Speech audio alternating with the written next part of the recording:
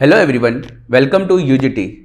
आज हम गाला sample paper 3 का सेक्शन सी सॉल्व करने जा रहे हैं। चलिए स्टार्ट करते हैं। सबसे पहला क्वेश्चन हमसे पूछा गया है कि what are the types of decomposition reaction.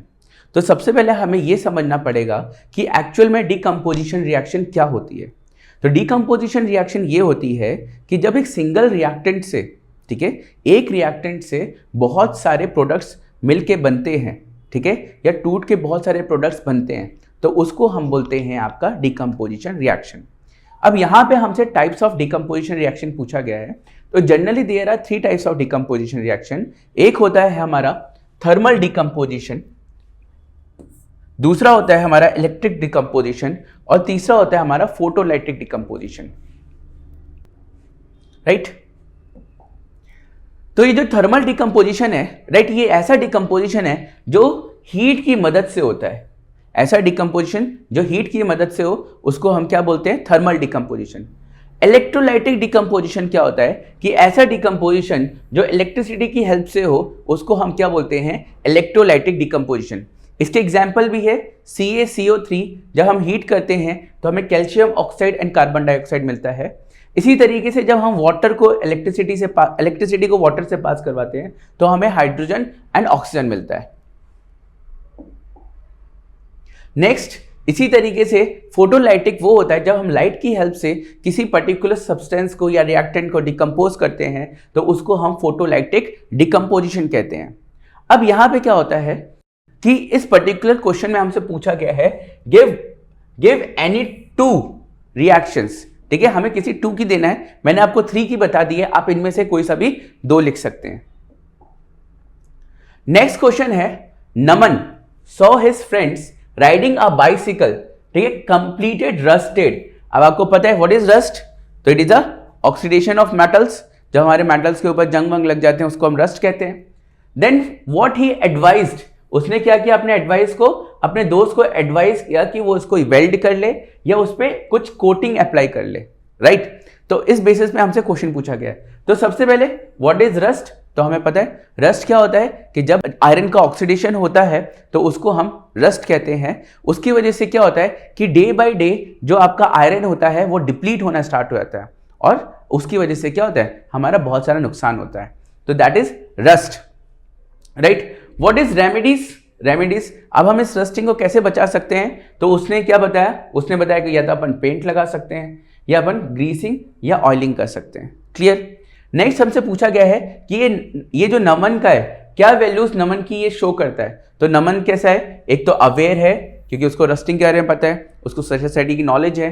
Concern है क्योंकि उसका दोस्त है तो उसको पता है अगर ये हो गया तो उसको परेशानी होगी। और कैसा है नेचर? उसका हेल्पफुल नेचर है। क्लियर। नेक्स्ट चलते हैं।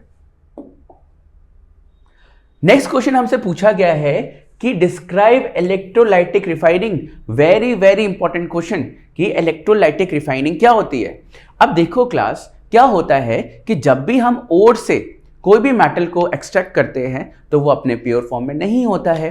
जब वो अपने प्योर फॉर्म में नहीं होता तो हमारी रिस्पॉन्सिबिलिटी होती है कि हम उसके साथ कुछ ऐसे प्रोसेसेस यूज करें ताकि हम उसे क्या बना सकें? हम उसे प्योर मेटल बना सकें, राइट। तो जनरली हम लोग क्या करते हैं? इलेक्ट्रोलाइटिक रिफाइनिंग का यूज करते हैं ताकि हम उसे क्या कर सकें? ईजिली वे में उसको रिफाइन कर सकें या उसको प्योर बना सकें। क्लियर। तो इसको आइए समझते हैं, डायग्राम की हेल्प से समझते हैं। जैसे कि सपोज करिए ये आपकी एक इलेक्ट्रोलाइसिस प्रोसेस का सेटअप है, राइट। इलेक्ट्रोलाइटिक रिफाइनिंग कर रहे हैं, इसका मतलब क्या है कि इलेक्ट्रिसिटी की हेल्प होगी। सबसे पहले हम लोगों ने ये इस तरीके से एक बाउल लिया। इस तरीके से हम लोगों ने जब बाउल लिया, राइट, तो इसके अंदर हमने वाटर डाला। वाटर, ये एक्चुअली वाटर नहीं होता, ये क्या होता है? आपका इलेक्ट्रोलाइट होता है। और इलेक्ट्रोलाइट हमने यहां पे किसका लिया? तो जिस मेटल को हम यहां पे रिफाइन कर रहे हैं उसी मेटल का हम क्या करेंगे? यहां पे सॉल्ट सॉल्यूशन लेंगे। तो जैसे कि फॉर एग्जांपल हम लोग कॉपर को अगर रिफाइन कर रहे हैं तो ये पर्टिकुलर जो सॉल्ट सॉल्यूशन है, ये जो सॉल्ट सॉल्यूशन है, ये सॉल्ट सॉल्यूशन कैसा हो जाएगा? CuSO4, कॉपर सल्फेट हो जाएगा। क्लियर। चलिए आगे चलते हैं। अब हमने क्या किया? यहां पे एक पर्टिकुलर 2 इलेक्ट्रोड्स हैं, एक इलेक्ट्रोड ये है, एक इलेक्ट्रोड ये है। इन इलेक्ट्रोड्स को क्या कर दिया? बैटरी के साथ ज्वाइन कर दिया। आप देखोगे ये जो बैटरी का पॉजिटिव टर्मिनल है ये क्या कर रहा है, ये आपका इस पर्टिकुलर इलेक्ट्रोड के साथ ज्वाइन हो रहा है और जो नेगेटिव टर्मिनल है वो इस इलेक्ट्रोड के साथ आपका ज्वाइन हो रहा है। जब आपका क्या होता है कि ये वाले इलेक्ट्रोड के साथ ज्वाइन होता है तो जो पॉजिटिव टर्मिनल होता है उसको हम क्या बोलते हैं, एनोड, और जो आपका नेगेटिव टर्मिनल होता है उसको हम बोलते हैं कैथोड, राइट। अब हम क्या करते हैं कि जब भी हमें क्या करना है, जो भी हमारा इम्प्योर मेटल होता है उसको हम क्या करते हैं, उसको हम एनोड के अंदर प्लेस करते हैं, और जो भी प्योर मेटल होता है उसकी पतली सी स्ट्रिप को हम क्या करते हैं, कैथोड, जो ये इलेक्ट्रोड है इस कैथोड इलेक्ट्रोड के ऊपर हम लोग प्लेस कर देते हैं। अब क्या होता है कि जैसे हम इलेक्ट्रिसिटी ऑन करते हैं तो इलेक्ट्रिसिटी ऑन करने की वजह से क्या होता है कि यहाँ के जो इम्प्योर मेटल होते हैं, इम्प्योर पार्टिकल्स होते हैं वो डिसोसिएट होते हैं, और जो प्योर पार्टिकल होते हैं उससे वो इसमें से क्या होता है, आपका कैथोड के ऊपर डिपॉजिट होने लगता है, और जो भी इम्प्योर चीज होती है वो यहाँ पे आके रुक जाती है, और इस इम्प्योरिटीज को हम क्या बोलते हैं, एनोड मड कहते हैं। तो इस तरीके से हम लोग क्या करते हैं, इस तरीके से हम लोग इलेक्ट्रोलाइटिक रिफाइनिंग करते हैं। चलिए नेक्स्ट चलते हैं। नेक्स्ट क्वेश्चन में हमसे पूछा गया है कि व्हाट इज ट्रोपिज्म, ट्रोपिज्म क्या होता है। देखो क्लास, हमारे पास जब हम कंट्रोल एंड कोऑर्डिनेशन पढ़ते हैं तो वहां पे हमारे पास प्लांट्स की ग्रोथ दो तरीके से होते हैं, एक ग्रोथ डिपेंडेंट और ग्रोथ इंडिपेंडेंट। तो हमें ग्रोथ इंडिपेंडेंट की बात नहीं करनी, हमें यहाँ पे किसकी बात करनी है, ग्रोथ डिपेंडेंट की बात करती है कि एक्चुअली जो प्लांट है उसकी ग्रोथ किसके ऊपर डिपेंडेंट होती है। तो उसकी ग्रोथ डिपेंडेंट होती है ट्रोपिज्म्स। ट्रोपिज्म्स क्या होते हैं, ट्रोपिज्म प्लांट्स के लिए एक स्टिमुलस होता है। स्टिमुलस मतलब कि वो जिस चीज को देख के उसके प्रति मूव करता है उसको हम स्टिमुलस कहते हैं, राइट। तो ट्रोपिज्म क्या होता है, प्लांट्स के लिए एक स्टिमुलस होता है कि जिसकी वजह से वो क्या कर सके, मूव कर सके। जैसे कि हमारे पास अभी 5 तरह के ट्रोपिज्म्स होते हैं। जैसे फोटोट्रोपिज्म, जब प्लांट्स आपका लाइट की तरफ मूव करे दैट इज फोटोट्रोपिज्म। जब प्लांट्स आपका वाटर की तरफ मूव करे हाइड्रोट्रोपिज्म। जब प्लांट्स आपका केमिकल्स की तरफ मूव करे कीमोट्रोपिज्म। जब प्लांट्स आपका अर्थ की तरफ मूव करें तो जियोट्रोपिज्म। और जब प्लांट्स आपका टच के थ्रू आपका आगे मूव करे that is called thigmotropism. Clear, मैंने आपको पांचों के पांचों बता दिए, राइट। हमसे क्वेश्चन में सिर्फ 2 ही पूछा है तो मैंने यहाँ पे आपके लिए फोटोट्रोपिज्म लिखा है, राइट। फोटोट्रोपिज्म जो लाइट की तरफ मूव करे, जियोट्रोपिज्म जो आपका अर्थ की तरफ मूव करे, ठीक है। फिर यहाँ पे 2 होता है, अगर जैसे प्लांट्स हैं तो प्लांट्स की जो लीव्स हैं अगर वो लाइट की तरफ मूव कर रहे हैं then it is positive tropism, और उसके जो रूट्स होते हैं वो लाइट के अपोजिट डायरेक्शन मूव करते हैं तो that is negative tropism. Clear, I hope आपको ये बात समझ में आ गई होगी, ठीक है। चलिए आगे चलते हैं। नेक्स्ट हमसे क्वेश्चन पूछा गया है कि व्हाट इज वेजिटेटिव प्रोपगेशन, ठीक है। देखिए, जनरली हमें जब भी कोई प्लांट ग्रो करना होता है हम जनरली हमारे दिमाग में क्या होता है कि हमें सीड्स चाहिए, राइट। लेकिन हमारे पास एक ऐसी प्रोसेस भी है जिसमें हम क्या कर सकते हैं, हम एक न्यू प्लांट्स को ग्रो कर सकते हैं without the help of seeds. मतलब सीड्स की हेल्प लिए बिना ही हम क्या कर सकते हैं, एक नया प्लांट ग्रो कर सकते हैं। तो जब हम क्या करते हैं, एक प्लांट्स ग्रो करते हैं विदाउट द सीड, उसी पर्टिकुलर प्रोसेस को हम क्या बोलते हैं, वेजिटेटिव प्रोपोगेशन कहते हैं, राइट। तो यहाँ पे ये है कि जब हम लोग प्लांट्स, रूट्स एंड स्टेप्स की हेल्प से क्या करते हैं, एक नया प्लांट्स ग्रो करते हैं अंडर एप्रोप्रिएट कंडीशंस, ठीक है। तो उसको हम वेजिटेटिव प्रोपोगेशन कहते हैं, ठीक है। अब इसके एडवांटेजेस क्या है, तो इसके एडवांटेजेस ये है कि जब हम वेजिटेटिव प्रोपोगेशन करवाते हैं तो उसमें क्या होता है, एक तो ये लेस टाइम टेकिंग होता है, ठीक है। सेकंड क्या होता है, सेकंड इसमें विदाउट सीड्स, ठीक है, विदाउट सीड्स ग्रो कर जाता है। देन उसके बाद थर्ड हम ये एडवांटेज बता सकते हैं कि आपका जो भी हमें अप्रोप्रिएट रिजल्ट चाहिए, क्लियर, जो भी हमें जिस तरीके का प्लांट्स चाहिए हम उस तरीके के प्लांट्स को, ठीक है, ग्रो करवा सकते हैं, ठीक है। ये सारे के सारे क्या हैं, इसके एडवांटेजेस हैं। नेक्स्ट क्वेश्चन हमसे पूछा गया है कि हमें बर्डिंग के बारे में एक शॉर्ट नोट बताना है, ठीक है। अब देखिए, पहले बर्ड्स क्या होते हैं, तो बर्ड्स एक तरीके से आपका आउटग्रोथ होता है जो कि हम यहाँ पे देख सकते हैं। अब आप शायद देख पाओगे कि यहाँ पे ये क्या है, एक पर्टिकुलर आउटग्रोथ है। इस आउटग्रोथ को ही हम क्या बोलते हैं, इस आउटग्रोथ को ही हम बर्ड्स का नाम देते हैं। अब क्या होता है ना कि over the time of period के पास इस बर्ड्स के अंदर क्या होता है, जो सेल्स होते हैं वो मल्टीपल टाइम्स डिवाइड होते हैं, है ना। हमारी बॉडी में भी ऐसे ही होता है। जब सेल्स ये मल्टीपल टाइम्स डिवाइड होते हैं तो एक टाइम के बाद ये पर्टिकुलर जो बर्ड है वो क्या होता है, आपका मैच्योर हो जाता है, इस तरीके से दिखने लगता है। फिर थोड़े टाइम के बाद क्या होता है, ये पर्टिकुलर बर्ड आपका मैच्योर होने के बाद क्या करता है, इस तरीके से ग्रो करना स्टार्ट कर देता है। अब क्या होता है ना कि एक टाइम के बाद आपको ये समझना पड़ेगा कि ये पर्टिकुलर जो बर्ड है इसका जो वेट है वो बहुत ज़्यादा क्या हो जाएगा, इंक्रीज हो जाएगा। इसका जो वेट है वो बहुत ज़्यादा इंक्रीज हो जाएगा। वेट इंक्रीज होने की वजह से क्या होगा कि एक टाइम ऐसा आएगा कि ये पर्टिकुलर बर्ड यहाँ से ब्रेक हो जाएगा। तो जैसे ये ब्रेक होगा तो यहाँ पे ये आपका लैंड में डेवलप हो जाएगा। जैसे ही लैंड में यहाँ पे गिर जाएगा तो यहीं से क्या होगा, एक नया आपका माइक्रो ऑर्गेनिज्म स्टार्ट हो जाएगा। ठीक है, इसको हम कहते हैं, ठीक है, आपका रिप्रोडक्शन थ्रू बर्डिंग। बर्ड की हेल्प से एक नया ऑर्गेनिजम्स को ग्रो करना, हम इसको बर्डिंग कहते हैं। और यहाँ पे जो बर्डिंग है वो हम हाइड्रा में दिखा रहे हैं, राइट। तो यहीं से बोला गया है कि बर्ड्स, ठीक है, बर्ड्स क्या होते हैं, टाइनी इंडिविजुअल्स होते हैं, ठीक है, जो फुल्ली मैच्योर हो जाते हैं। मैच्योर होने के बाद क्या होते हैं, आपका डिटैच हो जाते हैं फ्रॉम द पेरेंट्स बॉडी और बिकम अ न्यू इंडिपेंडेंट। ठीक है, तो यही सब एग्जाम्पल्स हैं। ठीक है, ये सारे के सारे पॉइंट्स आपको नोट करने हैं। चलिए आगे चलते हैं। नेक्स्ट तो बहुत सिंपल क्वेश्चन है। हमें क्या पूछा है, हमें पूछा गया है कि एक डायग्राम बनाना है, ठीक है, इसका साइज बताना है, इसकी पोजीशन बतानी है, ठीक है, किसके बारे में, कॉनकेव मिरर के बारे में, राइट। तो कब बतानी है, जब आपका ऑब्जेक्ट कहाँ प्लेस हो, जब आपका object centre of curvature place हो। अब देखो सेंटर ऑफ कर्वेचर पे प्लेस है, ये आपका सेंटर ऑफ कर्वेचर है, तो यहाँ पे ये आपका ऑब्जेक्ट प्लेस है।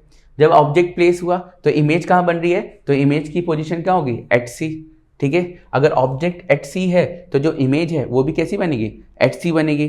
क्या साइज होगा उसका, तो उसका सेम साइज होगा, सेम साइज होगा। ठीक है, चलिए नेक्स्ट क्वेश्चन की तरफ चलते हैं। नेक्स्ट क्वेश्चन में हमसे पूछा गया है कि जब ऑब्जेक्ट को आप क्या करोगे, प्रिंसिपल फोकस में प्लेस करोगे तो आपकी इमेज कहाँ बनेगी। तो आपकी इमेज जब आप क्या करते हो, ये पर्टिकुलर चीज को प्रिंसिपल फोकस के ऊपर प्लेस करते हो तो आपका जो इमेज है वो कहाँ बनती है, आपकी इन्फानाइट में बनती है। हमें नहीं पता कहाँ पे बन रही है, बट वो एक्चुअली कहाँ बनती है, आपकी इन्फानाइट पे बनती है। चलिए नेक्स्ट क्वेश्चन की तरफ चलते हैं। नेक्स्ट क्वेश्चन में पूछा गया है, next question is all about the convex lens. ठीक है, ये हमारे कॉन्वेक्स लेंस के बारे में बताया गया है, राइट। कॉन्वेक्स लेंस में बोला गया है कि जब ऑब्जेक्ट को आप 2f1 में, ठीक है, 2f1 में प्लेस कर रहे हैं तो इमेज कहाँ बनेगी, सेम क्वेश्चन। ठीक है, जब अगर हमारी इमेज, अगर हम ऑब्जेक्ट को 2f1 में प्लेस कर रहे हैं तो जो इमेज है हमारी कहाँ बनेगी, 2f2 में बनेगी। और कैसा उसका साइज होगा, तो उसका साइज कैसा होगा, सेम साइज। आप यहाँ पे देख ही सकते हो कि जो इन दोनों का साइज है वो लगभग क्या है, आपका सेम है। तो जब भी हम ऑब्जेक्ट 2f1 में प्लेस करते हैं तो इमेज कहाँ बनती है, आपकी 2f2 पे बनती है और सेम साइज की बनती है, राइट। ये तो जनरली हम सब लोगों ने कभी ना कभी बचपन में किया होगा कि एक पर्टिकुलर लेंस लिया है, एक पेपर लिया है और कोशिश किया है उसको क्या करने की, बर्न करने की। तो यहाँ पे यही क्वेश्चन पूछा गया है कि जब हम लेंस से हम किसी चीज़ को बर्न करते हैं तो पर्टिकुलर वो लेंस कौन सा होता है। तो आप ये समझ सकते हो ना कि जब भी क्या कहते हैं हमें किसी पेपर को बर्न करना होता है तो सारी हीट एक पर्टिकुलर जगह कंसंट्रेट करनी होती है। तो कन्वर्ज करने के लिए लाइट के लिए हमारे पास कौन सा लेंस होता है, that is convex lens. Then उसके बाद हमें ये पूछा जाता है कि कौन सी पोजीशन पे हम कहते हैं पर्टिकुलर लेंस को रखें ताकि जो उसकी स्पीड इमेज फॉर्म हो, ताकि वो क्या हो सके, बर्न हो सके। तो हम क्या करेंगे, तो हम इस इन्फिनाइट से, ठीक है,